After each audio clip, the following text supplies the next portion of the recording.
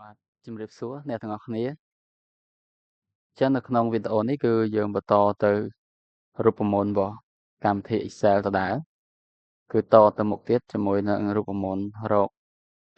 ប្រាក់បង់ឬក៏គេហៅថា if ហើយនឹង or ចឹង if or ហ្នឹងគឺសម្រាប់រកនៅតម្លៃអ្វីមួយដែលគេចង់ឲ្យឬក៏ចង់ដាក់ចឹងនៅក្នុងកន្លែងនេះគឺខ្ញុំបានសរសេរថាការបង្រៀនកុំព្យូទ័រនៅក្នុងសាលារៀនមួយបានយកតម្លៃ$50តែមុខវិជ្ជា$50តែមុខវិជ្ជា Word Excel គឺយកតែ$25ទេអញ្ចឹងនៅក្នុងសាលារៀនហ្នឹងគឺមានថ្នាក់ចំនួន1 2 3 4 5អញ្ចឹងមាន5ថ្នាក់អញ្ចឹងតើថ្នាក់ណាខ្លះដែលត្រូវបង់50ហើយថ្នាក់ណាត្រូវបង់$25អញ្ចឹងដើម្បីរកឲ្យបានគឺយើងប្រើរូបមន្ត if ហើយនឹង or ហ្នឹងឯងគឺដាក់ស្មើ if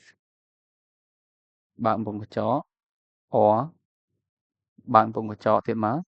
ញ្ចឹងយើង select ទៅលើអក្សរអញ្ចឹងអក្សរនេះយើងសរសេរបើសិនជាអក្សរធំទាំងអស់អក្សរតូចដែរច្រឡំបើសិនជានៅក្នុងនេះអក្សរតូចគឺអក្សរតូចបើនៅខាងអក្សរនេះវាអក្សរធំអញ្ចឹងនៅក្នុងរូបមន្តរបស់យើងគឺសរសេរអក្សរធំដែរអញ្ចឹងពេលដែលយើង select លើកន្លែងជួរនឹងហើយយើងដាក់ស្មើអញ្ចឹងបើសិនជាវាឃើញអក្សរថា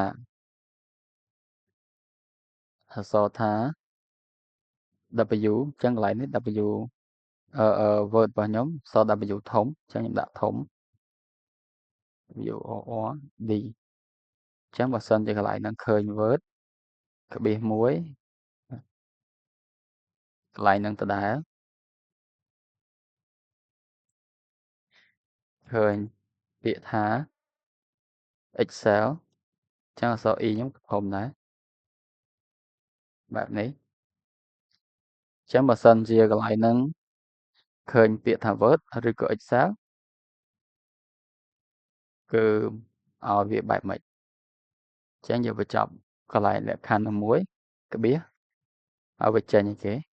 25តែបើខុសលក្ខខណ្ឌនេះកន្លែងនេះលក្ខខណ្ឌខុសអញ្ចឹងនៅក្នុងនេះ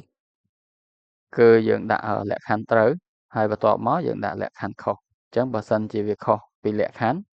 ឲ្យវាចេញអ្វីអញ្ចឹងខុសលក្ខខណ្ឌឲ្យវាចេញ50ដាក់តា50ទៅបាច់ចាំដាក់$ទេតបមកយើងបិទវងកញ្ចក់ទៅវិញបើក2បិទទៅវិញក៏2ដែរ enter តបពីចេញបែបនេះហើយយើងអាចអូសវាបានអូសវាចុះមក